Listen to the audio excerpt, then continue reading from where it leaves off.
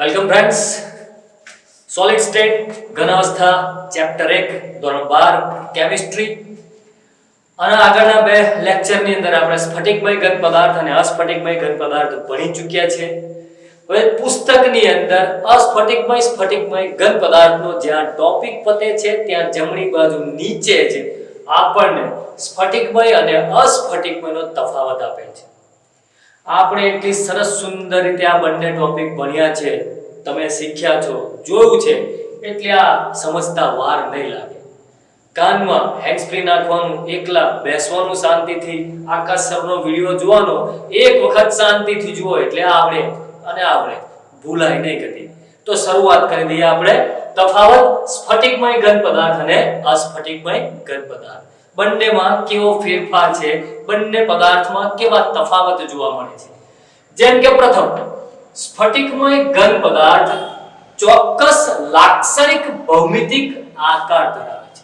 એટલે કે સ્ફટિકમય ઘન પદાર્થ ભૌમિતિક આકાર ચોક્કસ અને પણ લાક્ષણિક ભૌમિતિક આકાર ધરાવે છે કે જેને આપણે જે આકારને આપણે નામ આપી શકીએ છીએ. જ્યારે તેની સામે અસ્ફટિકમય ઘન પદાર્થ તેવો કોઈ આકાર ચોક્કસ આકાર ધરાવતો નથી, માટે કહી શકાય અનિયમિત આકાર. ચોક્કસ આકાર હોતો નથી માટે અનિયમિત આકાર છે તેમ કહેવાય. સ્ફટિકમય ઘન પદાર્થ ચોક્કસ ગલનબિંદુ આગળના બંને ટોપિકમાં તમને જણાવેલું કે જો કોઈ પણ પદાર્થનું ગલનબિંદુ 1373 કેલ્વિન હોય તો 1373 કેલ્વિને જ પીગળશે, 1272.9 નહીં કે 1373.1 નહીં. જે બિંદુ છે તે જ બિંદુએ એકાએક આપોઆપ પીગળીને પ્રવાહી સ્વરૂપમાં રૂપાંતર પામે, માટે કહેવાય ચોક્કસ ગલનબિંદુ અને એ પણ ચોક્કસ અને લાક્ષણિક તાપમાને જ પીગળશે. પરંતુ અસ્ફટિકમય ઘન પદાર્થમાં એવા કોઈ પણ ચોક્કસ ગલનબિંદુ હોતા નથી, પરંતુ તાપમાનના ગાળા હોય છે. એટલે કે 1373 થી 1380 વચ્ચે કે 1372 થી 1380 વચ્ચે આવો તાપમાનનો ગાળો હોય છે. પરંતુ બાળ મિત્રો યાદ રાખજો, એક્ઝામમાં હું જે બોલું છું 1373 તે લખશો તો માર્ક મળશે નહીં. આ તમને સમજાવવા માટે ઉદાહરણ આપું છું કે આ ગાળાની અંદર 5 થી 10 કેલ્વિન, 25 થી 30 કેલ્વિન તેવા ગાળામાં પીગળે છે, ચોક્કસ યોગ્ય તાપમાન હોતું નથી. એટલે કે અસ્ફટિકમય ઘન પદાર્થો તાપમાનના ગાળામાં ધીમે ધીમે નરમ બને છે અને ત્યારબાદ પીગળી પ્રવાહી સ્વરૂપ ધારણ કરે છે. સ્ફટિકમય ઘન પદાર્થ નંબર 3, જ્યારે કોઈ પણ તીક્ષ્ણ ધારવાળો અતિ એકદમ શાર્પ સાધન વડે જો કાપવામાં આવે સ્ફટિકમય ઘન પદાર્થને તો તે બે ભાગમાં વિભાજિત થઈ જશે અને બંને ભાગની સપાટી સાદી અને સુંવાળી હશે, એટલે કે અનિયમિત કે ખરબચડી હશે નહીં. ફરીથી યાદ રાખો, સ્ફટિકમય ઘન પદાર્થને કોઈ તીક્ષ્ણ ધારવાળા સાધન વડે કાપવામાં આવે ત્યારે બે ભાગમાં વિભાજિત થશે, સાથે સાથે બંને ભાગ સ્ફટિકમય સ્વરૂપે જ વર્તન કરશે, તેવો જ સ્વભાવ ધરાવશે અને બંને વિભાજિત થયેલા ભાગની સપાટી સાદી અને સુંવાળી હશે. પરંતુ અસ્ફટિકમય ઘન પદાર્થને તેવી જ રીતે તીક્ષ્ણ સાધન વડે જો કાપવામાં આવે તો સ્ફટિકમય ઘન પદાર્થની જેમ પરિણામ પ્રાપ્ત થતું નથી, એટલે કે અનિયમિત સપાટીવાળા બે ભાગમાં વિભાજિત થાય છે. એટલે સાદી કે સુંવાળી સપાટી પ્રાપ્ત થતી નથી. સામા અસ્ફટિકમય ઘન પદાર્થ. નંબર 4, નિશ્ચિત અને લાક્ષણિક ગલન ઉષ્મા. ચોક્કસ ગલન ઉષ્મા હોય છે કે આ ગલન ઉષ્મા આપવામાં આવે તો તે ઘન પદાર્થ પ્રાપ્ત કરી પ્રવાહીમાં રૂપાંતર પામી શકે છે. તે જ પ્રમાણે અસ્ફટિકમય ઘન પદાર્થમાં ચોક્કસ ગલન ઉષ્મા હોતી નથી.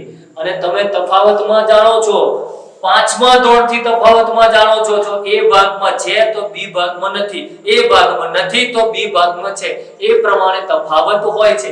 માટે જો એક સાઈડનો ભાગ સ્ફટિકમય ઘન પદાર્થના ગુણધર્મ યાદ હોય તો આપોઆપ અસ્ફટિકમય ઘન પદાર્થના ગુણધર્મ આપણે પ્રાપ્ત કરી શકીએ છીએ કે જેનું ઉદાહરણ કે સ્ફટિકમય ઘન પદાર્થ નિશ્ચિત અને લાક્ષણિક ગલન ઉષ્મા ધરાવે છે, જ્યારે અસ્ફટિકમય ઘન પદાર્થ નિશ્ચિત અને લાક્ષણિક ગલન ઉષ્મા ધરાવતો નથી. નંબર 5, સ્ફટિકમય ઘન પદાર્થો સ્વભાવે વિષમદૈશિક હોય છે.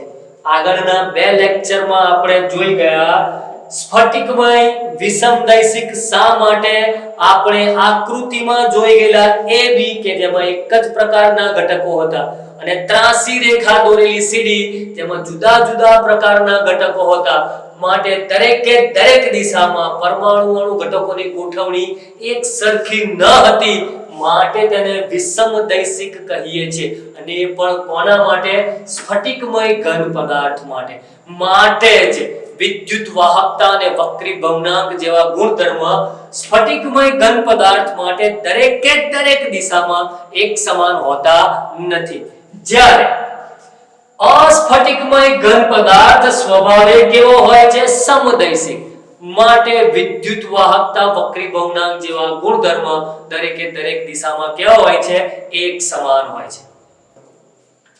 નંબર 6, સ્ફટિકમય ઘન પદાર્થો સાચા અર્થમાં 100% ઘન પદાર્થો છે તેમ સાચા અર્થમાં 100% શબ્દ વાપરવો અયોગ્ય છે, પરંતુ સ્વભાવે સાચા ઘન પદાર્થ છે તેમ કહી શકાય સ્ફટિકમય ઘન પદાર્થ. પરંતુ અસ્ફટિકમય ઘન પદાર્થ માટે શબ્દ વપરાય છે આભાસી ઘન કે અતિશીત પ્રવાહી. તે પણ આપણે આની આગળના લેક્ચરમાં જોઈ ચૂક્યા છીએ કે અસ્ફટિકમય ઘન પદાર્થો સ્વભાવે આભાસી કે અતિશીત પ્રવાહી કહેવાય છે.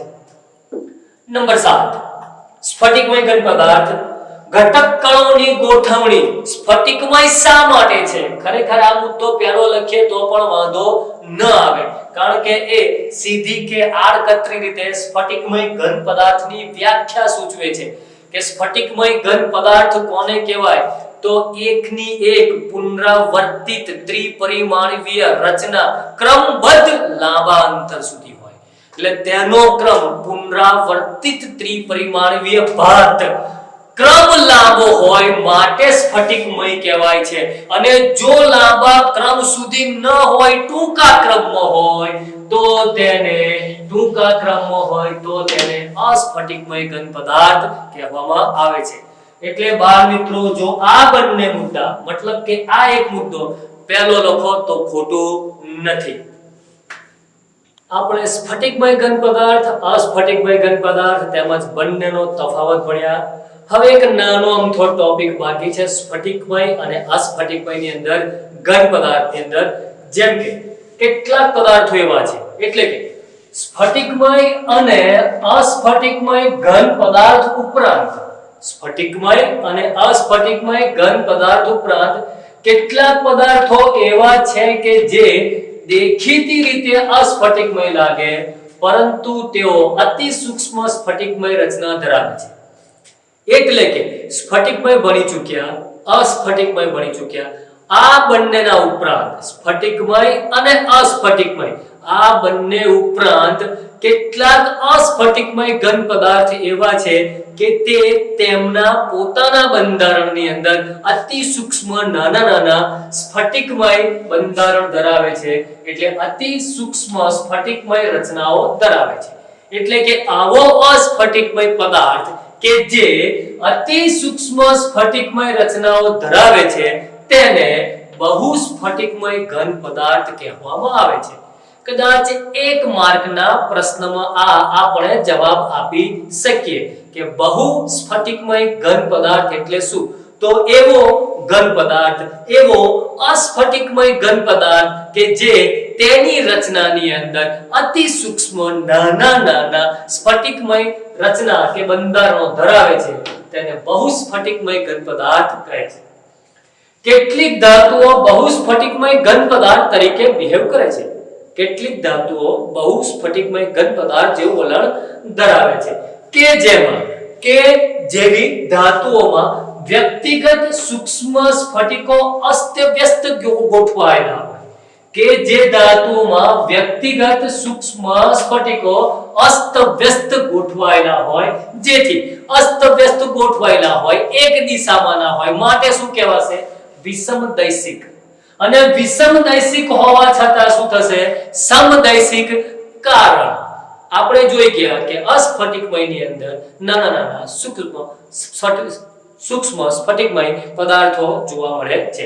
ફરી એકવાર, કેટલીક ધાતુઓ વ્યક્તિગત સૂક્ષ્મ સ્ફટિકો ધરાવે છે જે અસ્તવ્યસ્ત ગોઠવાયેલ હોવાથી વિષમદૈશિક, અને વિષમદૈશિક હોવા છતાં સમદૈશિક લાગે છે.